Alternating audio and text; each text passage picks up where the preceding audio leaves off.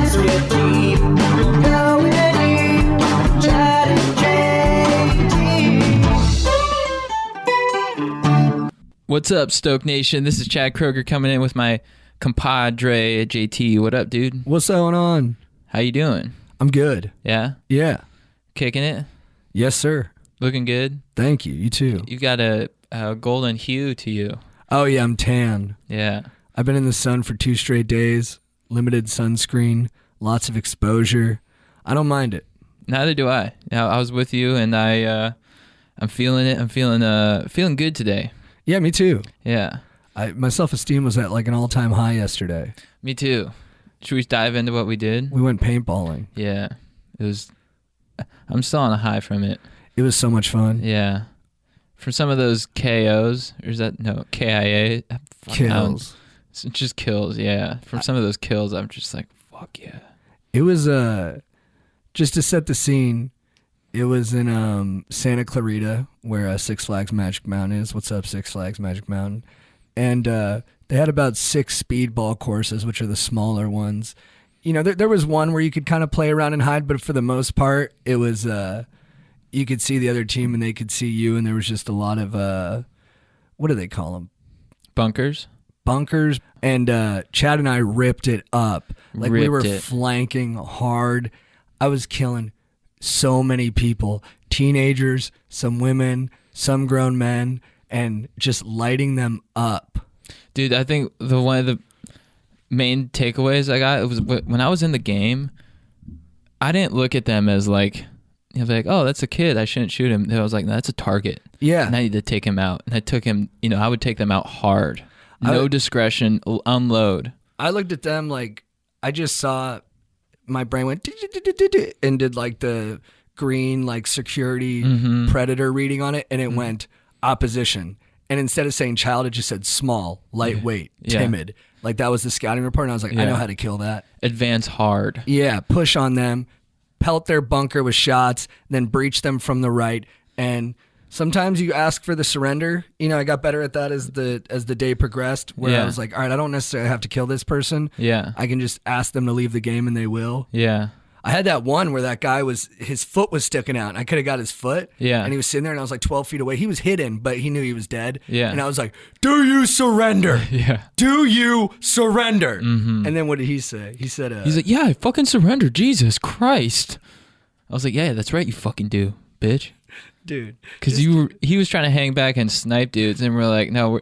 I think the main thing, Par and I really locked in as a team in this. Dude, for real. I wouldn't let them separate us. No separation, because we would have a strategy, and our main thing was like, be aggressive, charge right through. We would flank the sides, but like charge into like the middle of the course right away, because you know, if you hang back, you're not going to hit anyone. It's a bitch move. And you just got to advance and take what's yours. And you got to put pressure on them. Yeah. I like putting pressure on the other team, like making them uncomfortable. Yeah. Hurting them when they don't think they can get hurt. Like really just fucking with their psychology. Yeah. Because then after the games, the other team would feel so defeated. Yeah. Like it wasn't like, oh, we won kind of like in a stalemate way. It was like, they were like, fuck, dude, we just got wiped out. I don't know how this ends. Yeah. This is just going to be happening every time we play these guys. And to put that fear into another human being, I mean, that really made my weekend. Dude, usually I would feel bad about, let me just finish what I'm saying, because I'm a ruthless killer and you know this.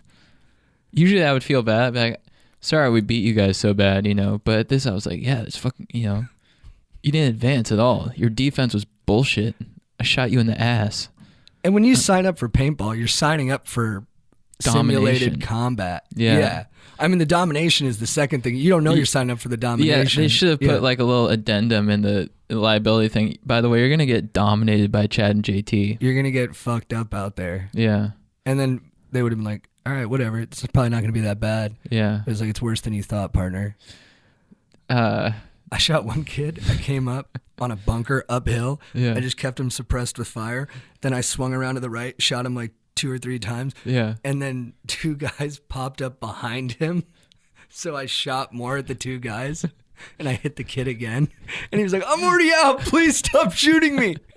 And the two guys like ducked and went back. And I went, then get the, with one hand on the gun and my other hand sticking out in front of my face. I went, then get the fuck out of here. And I swiped him right. And then he literally like scurried off, like hands hoofing at the sand in front of him. I was like, get the fuck out of here. You don't want any part of this. Dude, yeah. I remember at one point I was like I was in a showdown with this one dude because we had both raced up to the like middle, and this guy was about 15 feet away from me. I was behind a bunker. And it was one of those things where, you know, you pop out, shoot, he pops out, shoots. But I was just staying popped out, and I would shoot. And every time he'd pop out, I'd just light him up, you know. So I was dominating him. And I see this girl come up, and she thinks she's being sneaky, trying to get up on us. But she comes right into my line of fire. So I turn, I just light her up, and she stands up. She's like, ah, ah, ah. I shot her in the ass, and just poof. And it was one of the most satisfying feelings of my life. I would hit somebody, see the paintball splat, and then they wouldn't get out of the game, and I go, hey, red pants, I hit you, get out. And then if they didn't get out, I'd go, fine, stay there, but be prepared for more of this. Then I'd advance on them with extremely bad intentions and be like, this person needs to be hurt. Hey, ref, he's out. Ref, he's out. Paint check. Dude, there was one part where we almost got destroyed in that one in the course with the bus. Dude, we were pinned down. Every time I would come up, like they'd just come flying at me. Yeah, Parr showing his welts, his battle scars. Oh, dude, your legs, nice. That was, I think, when we were behind the bus. I was just getting clipped and schwacked and whacked. Yeah. But dude, we doubled back and pushed around the right side. And then that was aggressive too. Yeah. Like 1 minute. Oh yeah, we were running. Yeah. They said 1 minute, so Chad and I like reloaded our hoppers, and we were like, all right, 1 minute to kill everybody. Might as well do it. And then we literally just started running forward, unprotected. Yeah. And dude, one old guy literally got out of his bunker and started running in front of me, like trying to run away from me, and pulled up my gun, shot him like 7 times in the back. Oh, dude. And the people we were with, like we had other friends there, they were like, did you guys have fun that game? I was like, yeah, I fucking dominated. I think I killed 12 people. And they were like, nice. And I was like, remember, you have to keep shooting them until they leave the game. If they're not in fear of getting hit more, they won't go. Everyone was like, nice. Dude, one of the things I was most stoked about was like afterwards, like I was like, damn, like I think I could actually pull off being a soldier. You know what I mean? Yeah. Obviously I've never been in that situation, but like, I was just like, you know, we really went in there and we attacked hard and we dominated a lot of people. So I think I could be an effective combat dude. I mean, I'd like to think I'd do that. Yeah. I'm confident that if like the U.S. got invaded, I might pick up a rifle. You know, but oh, for sure. But I just don't know what I'd do if it was real bullets. Because the nice thing about the paintball is that like it hits you and you bruise. Yeah. But death isn't on the table. And then the killing of the other people, when you kill someone in real life, you probably like, maybe, like, I don't know, but I have to imagine that taking someone's life can add some weight to yours. It's pretty aggro. It's for sure. But maybe it's also fun to kill somebody. You don't knock it till you try it. If you feel justified, if they're like holding like a child as a human shield and you've got the drop on them from behind, and you just put one through the occipital bone of their brain. You put in their medulla oblongata. Their lights go out before they even know they're hit. You probably know that from Miami Vice. Michael May. Shoot them in the medulla oblongata because he can't do anything. I'm going to shoot you in the super cortex of your brain, cerebral cortex of the femoral cortex, and then you will die. And the guy's like, huh? Yeah. Dead. I gotta rewatch that movie. It's badass. What about bird scooters? Oh, dude, two just amazing things. I mean, I've been paintballing before, but you know, I was just like, after yesterday, I'm like, I'm gonna do this a lot. I'm into paintballing now, and it was real good team building for us. It was, yeah. It was like we've been in combat together. Yeah, it just sort of like it was just like a good natural metaphor for like how we attack videos and stuff. We're like, oh yeah, we are a team. Yeah, and this is how we dominate. And we don't even need to talk. We're just like before the match, we'd be like kind of like quiet, be like, hey, so you want to run up to that one? And you'd be like, yeah, I guess I'll run to that one. And I was like, well, if you get there, then I'll have your back from the side, and then I'll move up on that. And you're like, yeah. Bar behind you. I was like, I need help. What am I looking at? You're like, I got 2 to the right and 1 at the left rear bunker with the tires. I was like, copy. Bye. Bah, bah, bah, bah. The other people there are watching like, who are these fucking psychopaths? And I'm like, shut up and focus and move back. Dude, like I remember one time these kids were coming up, and you're like, what's the thing for like the nozzle? Oh, the barrel plug. You put your barrel plug on, noob. And the guy's like, you guys done this before? Jokingly. And we're just like, shut the fuck up. Dude, I got that from my friend Clinton, but whenever we'd go paintballing, he used to put on a fake Canadian accent and just go, put your barrel plugs in, noobs. Like, I don't know if it was Canadian, but he just did the most hilarious voice. Yeah. So when we went yesterday, I just kept, every time I'd see a noob making a mistake, Yeah. put your mask on, noob. Put your barrel plug in. Or sometimes they'd talk when they were dead and out of the game. They'd be like, hey, do this. And I'd go, shut up. That's why you're dead. Yeah. Fun to say all that stuff.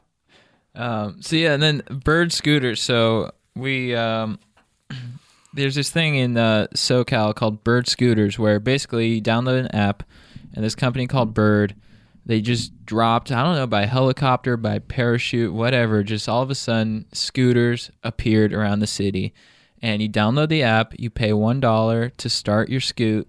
And they have trackers in them, so you can, you open the app and you're like, all right, there's a scooter there, I can go there. So you walk to a scooter, unlock it with your app, pay $1, and I believe it's 15 cents per mile or minute. Probably per minute. Per minute, yeah, per minute, and then you just scoot along. They go 12 miles per hour. They're fast as fuck. They're fun, dude. I can't So believe fun. they're like legal, because they're like, I'm like, you can definitely die on one. Yeah, But I feel really good. Like, I feel alive on one. Yeah. Like I wasted 20 minutes trying to find one yesterday so I could ride to the movies on it. Yeah. And it ended up being like an inefficient way to travel. yeah, But just like, I rode here today to do this on a Yeah, scooter. And yeah. It was so fun. yeah. Did you drop yours off here? Yeah, I parked it in the back so no one could grab it. Oh, nice. Yeah. Do you keep it just in your possession? No, it's available to someone else if they want to come get it. It's just gonna be hard to find. Yeah. Yeah, dude, I was scooting around last night, just late night, and one thing first off, it feels like it turns life into like a video game. It's like find the scooter to get home. And I was like, Yeah. that's tight. And then also, it just one thing I really liked is that like got me out of my car, and I just realized oh, I'm so isolated in my car. I take my car to go like half a mile. I'm not even in touch with the city, and then like I start scooting and I see babes everywhere. I see dudes I can bond with. I see just like parts of the city. I'm like, wow, this is like a whole new view of the city. Dude, I think what you're saying is like a really smart kind of distillation of why people like motorcycles and scooters. Like in Robert Purce's book, The Art of Zen and the Art of Motorcycle Maintenance, like one of the best chapters, he talks about how when you're on a motorcycle, like when you're in a car, you're observing your environment. But when you're on a motorcycle, you're part of the environment. Yeah. You're experiencing the environment. It's like Yeah. an active relationship between you, the Yeah. bike, the rider, between you, the bike, and the world around you. And it's the Yeah. same on the scooters. Yeah. Like you have to be hyper present. You like start noticing parts of the sidewalk, the street, the trees, because it's all stuff you have to like navigate. Yeah. And that you're physically able to touch. Yeah. So it's a much more intimate kind of thing to do. Yeah. And then the big question is, are you going to rock a helmet when you ride one? I think you should. I'm not going to, but you probably should. Yeah. I found out today too, you're supposed to ride them on the street, not on the sidewalk. Yeah. So that's a little scary because Yeah. in certain parts of Southern California, like LA, for instance, like the drivers are reckless as fuck. Yeah. And everyone's on their phone and stuff. So it'd be so easy to just get run over from Clipped. behind. Yeah. And put a real fucking bummer of a time into your day. Like if you get your back broken by a Suburban while you're riding your bird, you're going to be bummed. Yeah. Imagine you would be bummed for like a solid minute. Yeah. That's a bummer to think about. Now I'm kind of anxious about it. But then you got to focus on the good with the Yeah. broken back, I mean. Well, like, how can we rectify this sitch? I think just when you get on a bird, you got to know, like, this is a dangerous way to travel. Is it worth it? It's up to you. I mean, I think also just picking smart routes. Yeah, Like- maybe not go on the main streets. I did a lot of service streets to get here. Yeah. And I had to go uphill, so it wasn't booking it as fast. So I Yeah. definitely needed to be, like, on Laurel rather than Crescent Heights. Yeah. Because if you're on Crescent Heights, that's, like, Scary. it's fucking a lot of cars. Yeah, because I was going on suburban streets last night, so it was just like open road. How's that? It was tight. Some dudes were knocking me. I ran to Joe, and he was knocking me for riding a scooter. I'm like, he's like, how'd you get here? I'm like, I scooted, dog. And he's like, what? Oh, jeez. Yeah, Uncle Joe's not going to be into it. Yeah. Yeah, nice scooter. And I was telling him, I'm like, dude, in 2 weeks, you're going to be scooting. Yeah, right. I'm like, dude, you drive a Prius, okay? You're going to be scooting. I can't see him on a scooter. He's going to scoot. If it's a recumbent scooter, like where he can like sit down. Yeah. And someone else can drive it. Yeah. He's like, he wouldn't paintball. Come on, Joe. Yeah, he needs to get more out of his comfort zone. But that's why he has such a clear vision of things, because he's simplified stuff down to exactly what he likes. One of our, a listener of ours responded to my Instagram story about paintballing, and he said, running around pretending you're a soldier, grow up, man. And I wrote back, you're right, but you're also wrong. Who said that? Someone who listens to the pod. He responded to one of my Instagram stories about paintballing. What did he say? He said, grow up, man. Like running around like you're a soldier or something. And then I said, look behind you. No, I lit him up. No, he, what else was I going to say about him? I was going to say, like, I find that interesting because I'm just like, well, do you comment on everybody's stories on Instagram that you don't agree with? Because like that's like a lot of energy to be expending on stuff you can't control. I don't. Not you, like the royal you. Yeah.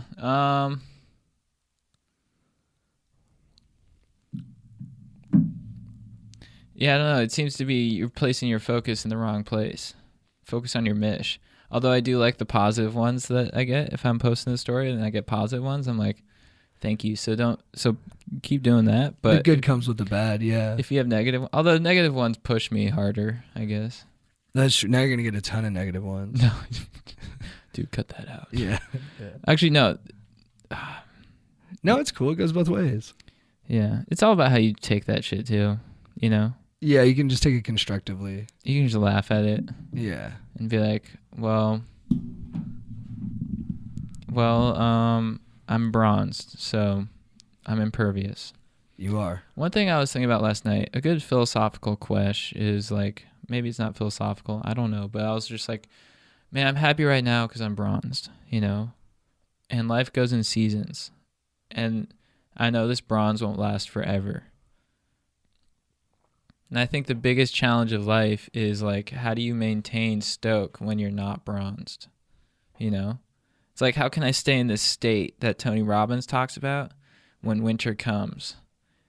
Like, can I just live life like I'm always bronzed, or should I just always be seeking the bronze? Yeah, I mean, you could go to Bali in this, like in the winter, because I think it's still hot there, and keep your tan. That's what I was talking to my brother. I'm like, maybe I'll go like Puerto Rico or like, you know, Central America and like just get bronze there, so I don't have to like go through that. Yeah, go closer to the equator. Yeah. Stay tan.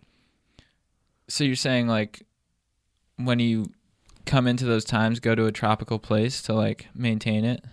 Yeah, I mean, I think, well, specific for you, I think Joseph Campbell said follow your bliss. Yeah. And for you, I think that means following your tan. So maybe a Nicaragua trip is in store for me. All right, I'll talk to my mom. Pura vida. I don't like Costa Rica as much because Nicaragua has left-handers. I like left-handers. Yeah, I mean, I'm not crazy about right-handed people either. Yeah. What do you think about what do you think about keeping your room clean and your car clean? I always try to, but it's did you listen to Jordan Peterson recently? No. Oh. I try to because it makes me feel good. When my stuff isn't clean, I get, you know, it lowers my amp a little bit. What about you? I mean, you've seen my car and room. It's a fucking disaster. Your car seemed nice yesterday. Well, I cleaned out the middle and the front, but the trunk was like filled to the gills. Yeah. It was like mayhem. Yeah. And I do think when people are like, hey, cluttered room, cluttered car, cluttered mind. Yeah. I mean, I don't think it can like ruin your brain, but it does add a little bit of like chaos to your thinking. Yeah. I cleaned my room last week, And it just coming back to it is just like it was like I had something on my list checked off. You know what I mean? Mm-hmm. And I wasn't as ashamed. If you don't want people to come over and they'll be like, "This is your room," and you're like, "Yeah," and they're like, "You're a piece of shit." And Yeah. you're like, "No, thanks." Yeah, I don't have company much. Yeah. And when I go to like my friends' places, like the other Joe, when I go to his place, he decorates it and he has like lights out on his patio and everything's very well put together and it's very cozy. Like it makes me want to stay there. Like when I come over, I'm like, oh man, it just feels nice to be here. Yeah. And then at the end of the night, I'm always like, maybe I'll crash on his couch because I'd rather just like be in that positive feng shui than go back to my place, which is kind of like barren and decorated with no aesthetic in mind. Yeah. It's just like, I'm like, I need a couch, I need a TV. It's just shit thrown together out of necessity rather than any sort of like forethought. Yeah. And it's Maybe Strider's GF can help you out. yeah, that'd be nice. Yeah. I mean, my GF can help out. She's been offering, but I've been reluctant. Every day I'm like, oh, I could do that, or I could like go to the gym and do this other stuff that's more my speed. Mm-hmm. But I need to prioritize it a little more because the reason I bring it up, my girlfriend actually was like, "You're a hoarder." Mm-hmm. She's like, "You're a hoarder," and I've never thought of myself as a hoarder. Like I watched or heard of those hoarding shows, and I was like, "What a bunch of weirdos!" Like who owns on to like, Post-it notes from 1972? Mm-hmm. I do. I got all sorts of shit that I just won't get rid of. I have like a memory drawer. It's just packed with memories. Not all good, like stuff from when I went to the hospital. I just throw it in there. Interesting. Sins. Sins. It's a drawer full of sins. It's like whipping yourself. It doesn't feel like that. It is. I guess it is. So it doesn't feel like whipping themselves to people who are whipping themselves. I don't know. I was just sort of basing that off how like you're like a passionate dude and you're like you seem intense in the sack. I won't disagree with either of those things. So that's where I came to that conclusion. About my drawer full of stuff? Mm-hmm. That just sounds like you were thinking about me boning. Yeah, when you said it, you're like, yeah, I have a memory drawer for his stuff. And I'm like, oh, he's fucking him up. I appreciate it. I'm an abstract thinker. You know, I like to think in linear terms. I think those are opposite. Well, you're more type A. I got into an argument last time with my girlfriend at a restaurant. So we were like in front of people. Mm-hmm. And basically the reason, I thought she picked the argument, but I persisted in it. Mm-hmm. And I think the reason I did that was because I didn't perceive it as her actually arguing with me. I perceived it as her challenging me, basically. Like she was like, because it was kind of uncomfortable subject matter. So I think she thought by bringing it up, I would close up because I'd be like, I don't want people in public to hear about this. But instead, I saw her expecting that, so I got louder. And basically, my point to her was, you will not intimidate me into not speaking my mind. And then we both were like arguing on the sidewalk and people were walking by us. And I was a little embarrassed, but I was more committed to winning the argument. And then when we got into the Uber, we both looked at each other and started laughing. We both started laughing. Yeah. And then we got some ice cream. And then we came home and we were kissing, but I could tell she wasn't too into the kissing. So I just started talking to her. And then I laid back and I was eating my ice cream. No, I was done with my ice cream, but I liked the image of me eating my ice cream laying back. And then I looked at her and I said, I am afraid of you. I like to watch her sleep, and I like to watch her sleep because when she's sleeping, it's like a dragon sleeping. You're like, oh, look at how cute this kind of thing that I'm afraid of is. Mm-hmm. Why am I afraid of this thing? Look at how cute it is. My dad used to take pictures of my mom when she was sleeping. I never understood why. I think it was the same reason. And then I told her, I was like, I'm afraid of you. And then she was like, really? Thank you. She said thank you? Yeah. Mm-hmm. Like your opinion of me, your feelings about things, like how smart you are. I'm sorry if I don't always show that because I'm too busy like trying to dominate. Yeah. Because I just don't want to get dominated. Mm-hmm. But I'm like, but I am afraid of you. And she was like, she started smiling. She was like, you can also just say I love you. And I was like, I do. I love you so much. That's why I'm afraid of you. She's like, thank you for letting me dominate in that moment. Yeah. It's nice you're so open. Maybe that will bring you guys closer. It is good because at first, like, we would argue and stuff and I would judge it. And I'd be like, oh my God, we're a couple who argues. Like, I don't want to be in a relationship like that. But now I'm at a point where I'm like, we are who we are. Like, well, did she reciprocate or she's like, I'm afraid of you too? no, but it's different. Yeah. I don't. Probably because you're a burly dude, so it's a given because you have a deep squat. I wish she would say exactly what you just said, but I don't think that's in the cards. If she was like, I'm afraid of you too, and you're like, yeah. Of course you are. I am JG. I'll eat you if I'm hungry. Look at these squats. But I won't because I love you. I won't eat all of you right now. And then you're eating, you give her a look. You could be this food, but I'm nice to you because I love you. She's like, oh, he's such a nice Yeti. He spared me. He spared me. What a nice Yeti. Well, that's a nice story. So you guys got closer. Maybe next step is paintballing. I would love to go paintballing with her. She said she was like annoyed at how much I was talking about paintballing and how much I loved wrecking kids out there. And how I felt like a leader on the course. All stuff that I think is the best stuff to talk about. But she was like, enough. And I came in with hot masculine energy. Like, I was like, babe, I was paintballing today. I loved it so much. Listen to this story of me killing 3 12-year-olds with a fake gun. And she was like, oh God, I don't want to hear about this. And I was like, come on, babe, you should love this stuff. I mean, with sort of being aware that like what I was talking about was not going to be interesting to many other people. Well, she's never been in that kind of combat. She needs to come with. You can't explain it in words. If they were like, hey, we got to like split the 3 of you up, I'd be like, yeah, C Money's on my team. Baby, I'll see you out there. But I think she'll be really good. She's like a top-notch. I think she'd be good too. Yeah. I think she'd find good angles. I think so too. She'd advance without fear. She's so competitive. Yeah. What did you think about LeBron James coming to the Lakers? What? Yeah, I'm kind of in the middle about it too. Yeah, I'm a Sonics fan, so I don't really think about anything outside of that. The Sonics don't exist anymore.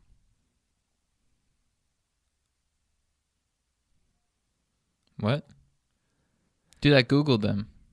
Well, I mean, they exist on Google, but I mean, they're not an active franchise in the NBA any longer. They moved to Oklahoma. They're the Oklahoma City Thunder now. I don't think you're correct in that. I'm going to go to Foot Locker later and get a jersey, so I think I'll find out for sure. But, like, dude, I found them on Google. I found highlights. I found, like Detlef Schrempf is a fucking beast. Detlef Schrempf at least happened like 20 years ago. They moved like 5 years ago. Did you notice that there wasn't any highlights from like 2011 or 2011 on? Well, they haven't been playing that well. Dude, why would they move to Oklahoma? It's a good question. I mean, a lot of fans were like, "Why are you leaving Seattle? It's probably a bigger market." But I think that I don't know why ownership did it. I think they couldn't get the stadium they wanted, and they knew that Oklahoma City would be more generous to them, probably because they don't have as much stuff as Seattle. No disrespect to Oklahoma. I think you might have your facts mixed up. I'm going to go Foot Locker and find out. Okay, yeah, I leave it up to you. It's not my place to tell you who exists and who doesn't exist. Yeah. But in terms of LeBron, cool. What do you think? I think it'll be fun having him in Southern California. It's just exciting. Yeah. But I don't know. I mean, he's 33, but he's in incredible shape. He played all 82 games last year, which is like unbelievable for someone at any age, but especially at their 15th year in the league. And I think he'll attract other good players here. So hopefully there'll be a viable rival to the Warriors because they've kind of been I mean, they've had tough moments, but it always feels like a fait accompli that they're going to win. And I don't mind that, but I'd like to see, a better heavyweight finals. And I think LeBron going to LA can create a path for that. Do you think it'll be hard to get Sonics LA Laker tickets? I think it's going to be really, really hard. Damn. All right. I'll have to put in a call to my mom.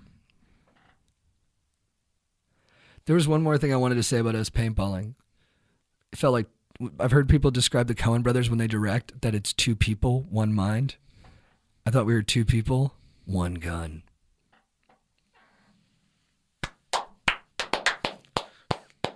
I have my gun on me right now with full air and two backup ammo packs. Dude, I left mine in a holster on my bird scooter. I can go grab it. Dude, paintballing while bird scootering, if it ever gets to that level. Dude, I Cavalry charge. I slept with my paintball gun under my pillow. I literally did that in junior high. I slept with my paintball gun. Really? Yeah. I was so happy with it. Yeah. I souped it up. I was like, this thing is beautiful. Beautiful. I sent you an article about robots potentially replacing stuntmen in the future. Mm-hmm. Like Disney or some company just created a robot that can do like flips and jumps and like basically parkour. Mm-hmm.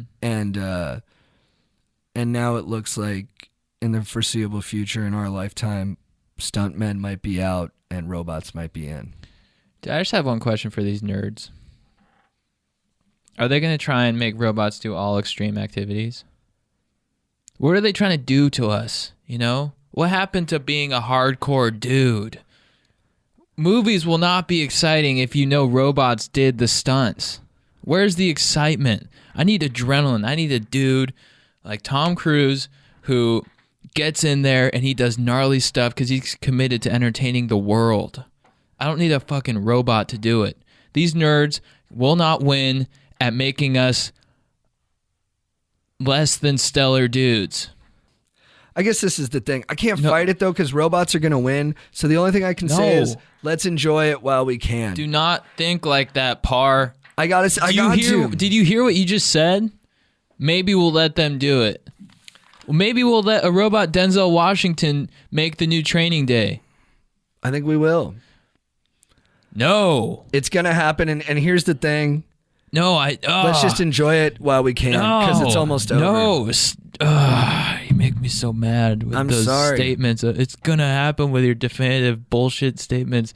We can stop it. You can't beat it. We can shut the fuck up. We can stop it. We can stop it. But you don't want to stop it. Why? Because you're stopping the natural course of existence, which is things move to their most evolved state. Technology doesn't ever go backwards. We go forward. Things get better. I mean, you can nuke it all and we can start at zero again, but... I vote for that because this is not better. Who wants a longer life if you're not doing extreme activities? But think about it, like, if you watched a movie and you knew it was a robot doing the stunts, would you be as stoked? No. No, right? No, I want men stunt drivers and women stunt drivers. Yeah. Yeah, maybe they won't go away. Yeah, I just don't. Robot actors. Who wants that? I feel like when you watch a movie, you're like, oh, I like this movie because like I want to hang out with Ryan Reynolds after this or whatever. You know what I mean? Like Bryan Cranston's a bad dude, but I want him to win. You know, I can't do that with a robot. I don't know if I could be present with my nuts chopped off. That'd be tough. Who's talking about chopping off your nuts? The robots. Are they talking about that? Probably. Who knows what they're talking about? It's all in that 010 bullshit language. That's a lot to think about. Yeah, I don't know if I'm going to be okay with that either. Say goodbye to your nuts, Par, as you give in to... Yeah, I don't want to say goodbye to my nuts. Then let's fight. I don't want to say goodbye to your nuts either. Thank you. All right. You know what I think we should do? Paintball as much as we can, then move to real weapons, and then start fighting the robots. Can we win the fight against the robots? If we paintball enough and own enough kids. What if you like the robots? It's a trick. But All right, let's get into it. Chad, who is your legend of the week? My legend of the week is my cousin Evan. What up, Evan? How you doing, dude? He's a new listener to the pod. But Evan, what up? You're my legend of the week. Yeah, he's basically been a big brother to me ever since I was a kid. Just so many of my earliest memories. You know, like when you grow up, there are those influential male figures in your life who are just like, you're the man, you know, and you just want to hang out with them and learn from them. Evan was one of those dudes for me. Now, every time he'd come over, just so much excitement. I'd be like, oh, Evan's going to come over. We're going to bond. He's going to teach me about manhood. We're going to, you know, wrestle or whatever. Maybe he'll throw me in the pool. I'll try and push him in the pool. Then as I get older, he took me to Disneyland one time for my 13th birthday. I was like, Ev, I'm becoming a teenager. He's like, I know. We're going to Disney. And it was probably one of the best trips of my life, you know, just bonding with my older cuz. He has a beautiful family, his wife Crystal, and he has a daughter, Aurora. So, yeah, Evan, thank you for being just an absolute legend in my life, for guiding me through manhood and just, you know, being a mentor to me, and just and overall just one of the most solid dudes in my life ever that I've ever met. So thank you for all the good times, and can't wait to see you again, cuz you're the best. My legend of the week is Michael Phelps. Oh, good call. Michael Phelps is the most decorated Olympian in history, I believe. I didn't check. I think he's got somewhere close to 30 medals. And what I really love the most about Michael Phelps is the trajectory. You know, he came in a prodigy to the Olympics. Like, we were all told about him. We were all like, pay attention to this guy. He's going to break Mark Spitz's record of most golds in a single Olympics. He is like the future of U.S. swimming. And, you know, we all got suitably excited, and he dominated. But we didn't know much about Michael Phelps. Like, he wasn't great in interviews. We knew he had huge lats and an unbelievable rig that just looked designed to cut through the water. I mean, it's almost like a different species of person. Like, his proportions and the way he's put together, it's like, wow, some people are born for one thing, and it seemed like he was born for swimming. But outside of the skill in the pool, I didn't really know much about him. And then it seemed like he wasn't quite prepared for fame. Like, he started making like basic mistakes. I think he got a DUI. I think he was like a little bit cocky at times, which is natural because the guy is at like 20, the most decorated swimmer in history. And then a photo came out of him like ripping a fat bong load at like a college party. Side note, to the dude who put that photo out, like, you're a punk bitch, dude. Like, you can take a photo of Michael Phelps smoking a bowl at your party because it is a great memory, and you might want to share that with your close personal friends in the future. Like, you have some people over for a dinner party, and you're like, you guys want to see something cool? Here's the most decorated Olympian in history, smoking a bong. And everyone's like, oh, dude, that's sick. But then you put the photo away. You don't give it to the public to consume and hurt the guy's reputation and lose him like his Subway's a sponsorship. Like, that is just a bad thing to do, and you deserve to be punished, sir. And then Michael Phelps went through like a downtime where like people were like kind of against him, I guess, or he was a punchline, or he wasn't like probably. It just seems inevitable with a lot of these prodigies that they come in, they dominate, and then we all think they're kind of like shitheads afterwards. Because they probably are for a little bit. But like, I remember it happening with like Travis Pastrana in dirt biking. And I remember it happening with like Ryan Sheckler in skateboarding, where they were like the most famous person from their sport, and they were also the most hated person from their sport. But like Travis Pastrana, and kind of unlike Ryan Sheckler, Phelps, just through sticking around for so long and consistently doing a good job in the pool, came back. And now we appreciate him as not like a spoiled prodigy, but as like an elder statesman of the game. Mm-hmm. And every medal he wins from this point forward, I don't know if he's competing in the next Olympics, is cake, because he just kept coming back to the Olympics and he kept winning. And we were like, you know what? Maybe this guy smokes some pot, but he dominates in the pool, and that's what we really care about. I guess at some point we just learn to forgive these people too for not being perfect, and we just learn to appreciate them for what they are, which is, you know, extraordinarily special. And he's still winning. And then there was that one Olympics where he might not break the record for golds. I think it was 2012. And then his teammate underwater at the last second passed the other guy in the relay and got first place. And there's that like indelible image of Phelps being like, ah, yeah. And then what was the moment from the last Olympics? I'm forgetting, where Phelps did like a stare down of someone. I don't know. Now we have all this good footage of Phelps being a badass. It's so different from when he was a young buckaroo and kind of not giving us what we wanted. Oh, right here. Dude, he does that? So then Phelps grows into this elder statesman. We love him. And then at the last Olympics, before this guy from another country challenged him, said he was going to beat him, we got this incredible clip of Michael Phelps just doing a stare down, dude. Just straight up mean mugging, his jaw like grinding as hard as anything. And he's just staring out like, I'm going to crush all of you. And I mean, it's a long way to get to that face where you're just like, I'm the most dominant, I'm the best, and I'm going to go out there and crush in the pool. And it's just been amazing to be a part of that journey and see him start off with all this pressure and actually deliver on it. So, Michael Phelps, you are my legend of the week. Beautiful. All right, who is your beef of the week? My beef of the week is with our opponents yesterday in paintball. Guys, first let me just start by giving you props. Props for thinking that you could come out and battle us and maybe emerge victorious. But we came and the answer was definitive. We said no, and we destroyed you. We shot you in the face. We shot you in the ass. We shot you in the genitalia. We shot you in the limbs. We shot you everywhere because we dominated you.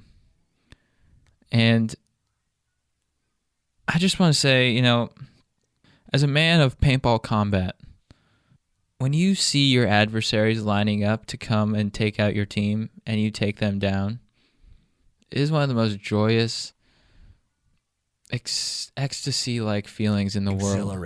Exhilarating, because you dominated these people and you inflicted pain on them. And that's what we did to you, you know? I didn't care. I didn't discriminate by race, creed, gender, age, weakness, toughness. If you were on the other team, you're getting shot, and you're getting shot a lot. You're going to get some paint on you. It's a great point, too, because we didn't think of the kids as kids, but we didn't think of the men as men either. No. Everyone was just one thing, a target. A target.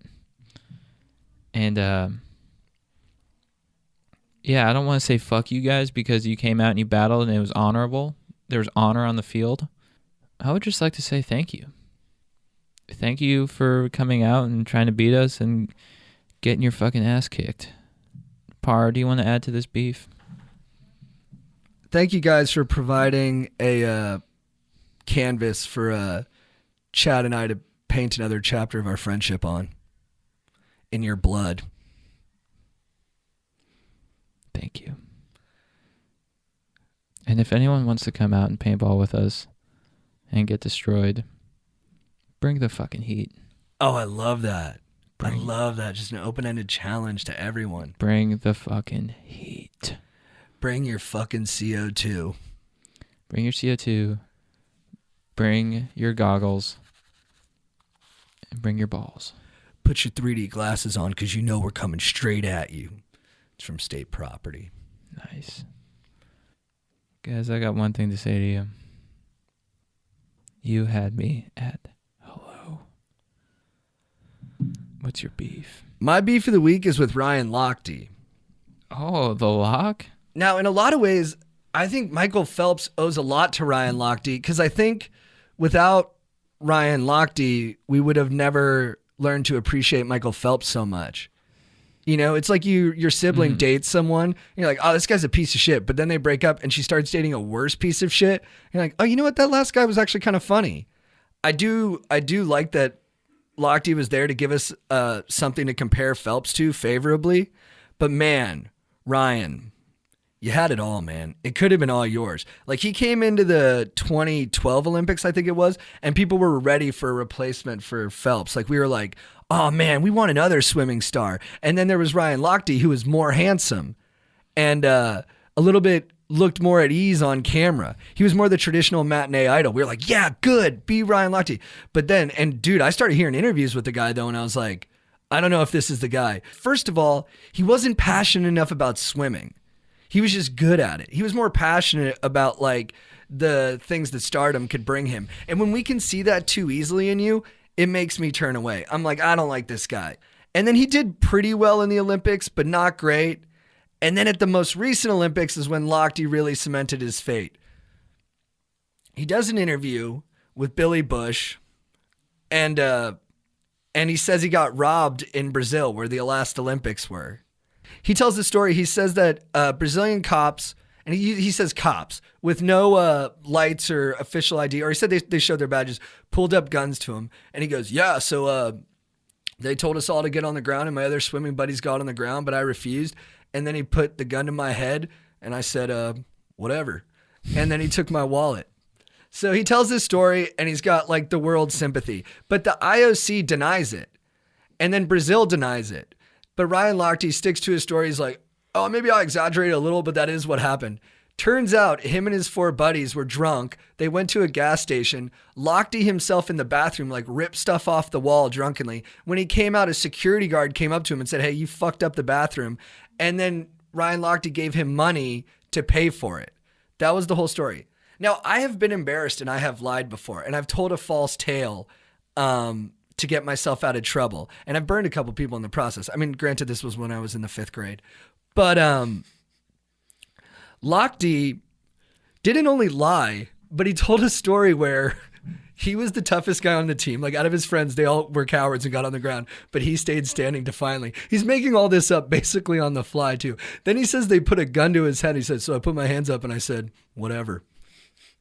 So he creates a story where none of this happened, a fake story where a guy puts a gun to his head and in the face of death, all he says is whatever. It's like, dude, you could have just said that they pulled you over and shook you down for some cash and that they never pulled out their gun. And you didn't have to say it was the cops, but he lied about everything to the umpteenth most fantastical I'm a hero degree. And I'm just sorry, Ryan. You fucked it up, bro. But thank you for making Phelps look good. But also, just to pussify it a bit, I'm always down for redemption. Ryan, maybe there's something coming down the pipe that I don't know about yet that's going to put you in that Phelps category where you go from a beefer to a legend. Can I offer a contrarian POV? Please. In this Brazil debacle, I'm going to come out and say I'm Team Lochte. The dude was just trying to rage. And he was trying to get an epic story. Yeah, he lied about it, but he was trying to become a legend, and I respect the effort. I appreciate what you're saying about like him raging and that like when you're raging, you don't really have bad intentions. Sometimes things go bad, but you're not a bad guy. Mm-hmm. That's true. I mean, who hasn't, blacked out and then said they got robbed? I'm trying to think. I think a lot of people. Yeah. I certainly have. Haven't done that. What? I think you asked haven't. My baby of the week is Julie Rice, one of the founders of SoulCycle. Dude. Have you done SoulCycle?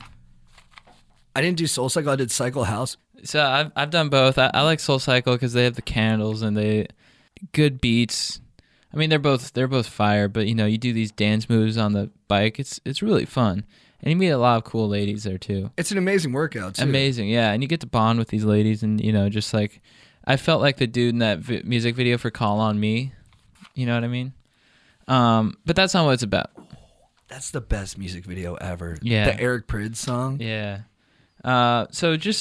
She was a talent manager before she founded SoulCycle, and I just want to give her major props for being such a visionary and providing us with a fire workout that, incorporates really sweet beats, heavy cardio, some resistance workout stuff, and it just gives an opportunity for like dudes and females to work out together and bond together because I love hanging out with ladies. Does that sound like weird? No, I love it. Okay, cool. Dude, I went to Cycle House one time and did their class, and the instructor Michelle was so good at inspiring you. Yeah. She was talking to all of us, but it felt like she was only talking to me, and I think that's what the good instructors do. Yeah. And she was like, I want you to close your eyes right now. And we're pedaling hard. We're like in a sprint. Yeah. And she's like, and I want you to picture your dream. Yeah. And I was like a little embarrassed. I was like, I don't want to picture my dream. Like, it's kind of like embarrassing and scary. And then she said, do not be embarrassed. Picture your dream. Yeah. And I was like, okay, fine. And she's like, do you want your dream? And I was like, yeah. And then she's like, no, do you really want it? And I was like, yes. And then she's like, then pedal for it. And the music dropped, like just boom, boom, boom. And dude, I started sprinting, tears the biggest tears I've ever had coming down my face. Yeah. Yeah. No, that's the best.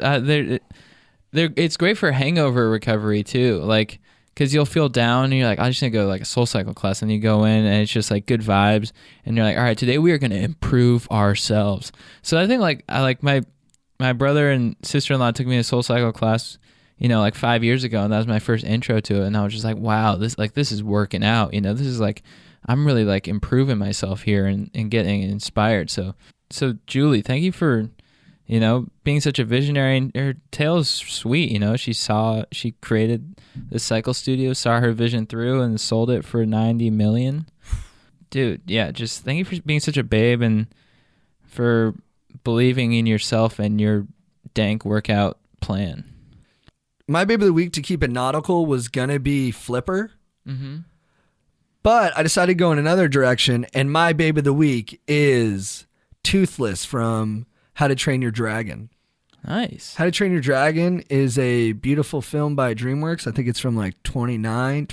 It's got a Jay Baruchel and Gerard Butler doing some of the voices. And it's about a kid in a Viking village who's kind of out of place. He's not strong like the rest of the Vikings.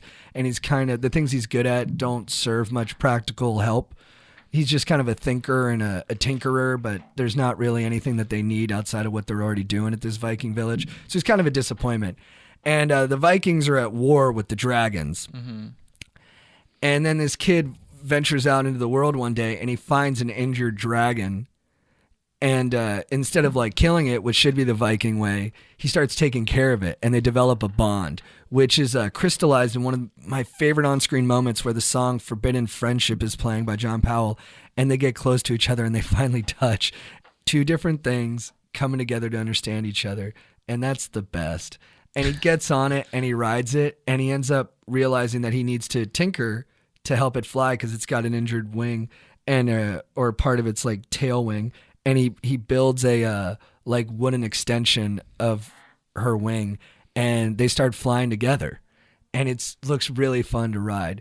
And Toothless is just cool. She's got a really good personality. She likes to play with him. Like, she's quiet and kind of to herself and more of a loner than the other dragons. But once she gets close to the young kid from the Viking village, you really get to see her softer side and her personality. And she's funny, and she likes to play tricks on him. So it's interesting that dragons have a sense of humor. And she even in the end fights this monstrous dragon because her relationship to Viking boy means more to her. And I think that's cool that she was able to evolve and kind of like, get past the kind of parochial lessons she had learned as a youngster. And yeah, she's just a sweetie. And beyond flying, she can shoot bursts out of her mouth that can like blow up barracks. You're my babe of the week, Toothless. Up, Toothless. Thank you. I gotta check that movie out. You haven't seen it? No. Oh, you love it. Oh, thank you. You love it, dude. Before we get into the questions, yeah. I forgot. There's one part in paintballing yesterday where I ran around to the other side, so I was coming up, but from behind our opponents. It's incredible to be able to do that. Yeah, and that guy's, I'm like, surrender. And he's like, why? I'm like, 'cause I'm on the other team. And he's like, oh, fuck. I'm like, yeah, that's fucking right. All right, guys, let's get into the questions. What's up, my brothers? First, I would like to applaud Chad on his groundbreaking dance skills he showcased on the Daily Motivate a few days ago in memory of MJ. Thank you. Fire moves. Second, I would like to recognize and let JT know that I aspire to achieve the resting chill face you rock every day on the Daily Motivators. It brings joy to my life. Oh, thank you, my dog. I write in with a unique sitch on my hands. Let me begin with some background beta to help you guys conceptualize my topic of contention. I talked on and off with a girl through my entire sophomore year with the rock solid idea that she was the one. I finally grew some balls and asked her to be my girl in the winter of my junior year. We dated for 1 month and she ended it with me afterwards. I am a fairly introverted and shy person, and I blame the reason we broke up partially on that. I tried talking it out with her and nothing seemed to work. I went balls out and asked her to prom in order to try to win her back. She said yes, and it acted as the short-term fix to a longer-term problem. Once prom came around, things became dry once again. She finally put me in the dreaded friend zone. I put all my effort in trying not to think about her until she invited me to her pool party last week. I made sure I was thoroughly bronzed and coming off a massive pump from a session of chest and tri supersets. Once I got there and we chilled for a good 4 hours and things were winding down, she pulled me aside to talk. She apologized for the way she acted when we dated and that she could have done better. In reality, it was a super thoughtful thing to do. I unfortunately panicked during the conversation and did not capitalize on the home run opportunity I was just served. I instead came off as kind of a dick. How can I bounce back from this and get the girl I dream about back into my life? I'm afraid that if I lay my heart on the table, I will embarrass myself because I do not know if we're on the same page. Shout out to Callie. Sorry for the extensive question. Cheers, my dogs, Frank. So I kind of got lost in there. So he was too introverted, he said? That was like one thing. It doesn't seem like that's the issue. So he like went out with this girl for a month. He really likes her. They broke up, but then he asked her to prom. She went to prom with them. And it seems like she's kind of running hot and cold on him. But she had like a hangout sesh. He came, and then she pulled him aside and said, hey, I could have done a better job when we were dating. And then I guess rather than being like receptive to it, he was a little shocked, so he came off like a dick. I don't know what that means exactly. And but he wants to go out with her, so he's wondering how he can make that happen. I'd love to know what our success rates are on these guys who are like zeroing in on a specific gal and asking for advice. Yeah. Dude, I don't think... I mean, she clearly likes you because she went to prom with you after you guys broke up and she's still inviting you to things. Whether she wants to go out with you or not is still undetermined. I would be curious, like, why do you like her so much? Like, what is it about her that makes you want to be with her so much? Because I'm hearing and feeling a lot of feelings from you, but I'm not quite understanding the context yet. But also, sometimes when you like someone, you just like them. So after all that kind of drivel, I guess the way I would recommend getting this girl back is by throwing a massive rager, one of the best parties of all time, getting less drunk than everybody else, and really facilitating fun, and then at some point trying to kiss her. Dude, great call. Go with the setup. Show that you're a master of your domain and you're throwing a sick rager, and then she'll be like, great, thanks for this party. And you'll be like, thanks for being you. Then you suck face. Dude, great line. Yeah. And then also maybe if she's got a friend that you're close to, get some inside intel. Yeah, that's always good. On what she's feeling. Consult another lady. Because you don't want to put your metaphorical dong, your actual heart on the table and say like, hey, I want to be with you forever. You're the one. And then she's like, I just think you're my friend. Because then you're going to feel doubly bad. Although, you know where I'm coming from. I always think it's good to put it on the table. Because win, lose, or draw, you put it on the table, and that's a good thing. But it doesn't always work. It probably works less than it does work. That's a good call. And I would, if you throw the rager, don't make it clear that you threw the rager for her. No, it can't be. Yeah, it's got to be just... You're throwing the rager because you want to provide a rager for the dudes the people you kick it with. You're just fun. Yeah. People are attracted to people who are just fun, who are fun without ulterior motives. Yeah. So just be like having this party, you know, don't make it super obvious that you're just trying to, you're doing it to try and get your back. Just like have the party and then let things occur as they will. Maybe make her a killer mix. That's a good call. Put that song by Yaz, Only You. Yeah. Looking for a wonder a day. Maybe offer to make her dinner and like learn how to make like a lasagna or some shit, and be like, hey, so as you know, I'm part Italian and I want to make you a lasagna. She's like, what for? I'm like, just because I want to make one for you. I just think it'd be fun. Yeah. I'll make a lasagna. You come over. Maybe you bring something. And we'll just have like a fun dinner like grown-ups. And she's like, that's interesting. Nobody else has really offered me that. And you go, well, I'm a pretty creative guy and I'm always looking to do stuff a little bit outside the norm. And I love rom-coms. So let's throw in a rom-com. I love chick flicks. So if you date me, by the way, we can go to a lot of chick flicks. What's up, Sultans of Stoke? As a paladin of Stoke and Rangers, I want to give my dearest adulation. Chad, you transmit the most vibrant vibes the universe gives. Thank you. JT, you bring the killer stories and have a clairvoyant use of the English language and allow me to produce a diatribe on my enemies. Good, dude. And Big Papa Joe was a great fit to the podcast last week. I like Big Papa for him. I hope to see more Stoke stories from him and Strider. Also, fuck Puzio and that sandbag and bitch boy. Sorry for the long intro. You don't have to apologize for that last part ever. Me and my dog, shout out to the F-Town Terrace. It'd be funny if he was a real terrorist. Had one of our friends moved to California sophomore year of high school. Now being senior summer going into college, we're going to take a road trip to Cali to reunite the pack. How can we ensure that this road trip creates awesome memories and doesn't bring the pack apart? Any ideas? Please, please, please do not get like a radio transponder or whatever, transmitter. Do not mess with any dudes on big rigs who are looking for like hot chicks named Candy Cane. Because that is, especially if you're in Wyoming, because that is a one-way ticket to death, my friend. Greetings, brodacious dudes. First off, mad respect for what you guys are doing. Spreading love, openness to vulnerability, good vibes, and positive outlooks on personal growth and life in general. Thank you. Is what this country and earth need right now. You're changing people's lives, and I hope you are proud of that. If I ever see you in public, best believe you'll get mad love and solid dap. So the lady friend and I went on a road trip 8.5 months ago and inadvertently planted seed. By inadvertently, I mean we got wizard level wasted and failed to think about utilizing prophylactics. Side note to my fellow bros out there. Even if your pull-out game is at legendary level, the withdrawal method will eventually fail if your swimmers are super aggro and dom alphas. I love the way you're writing, man. Anyway, we're expecting our son on 8/8/18. Nice.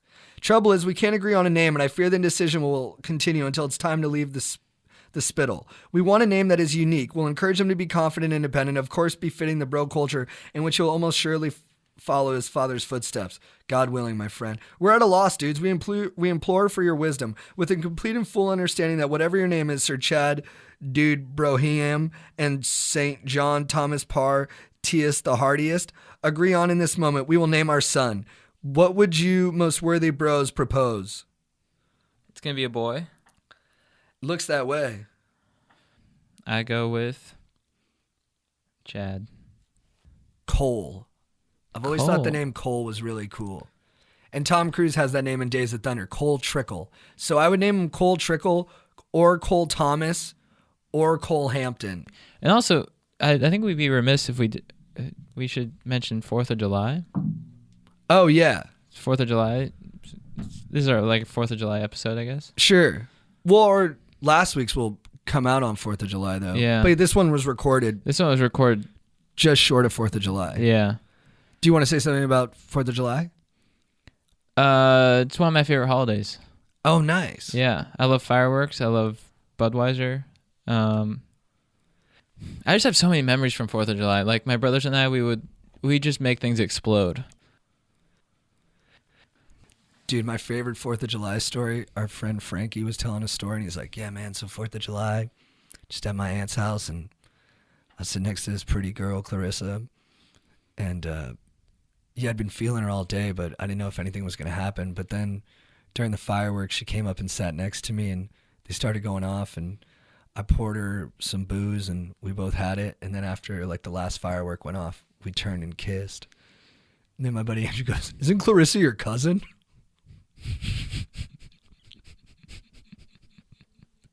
And Frankie was like, yeah. And I was like, that whole romantic story was about kissing your cousin? And he was like, yeah. And I was like, yeah, it's still romantic. I was like, but I might not tell as many people. Yeah.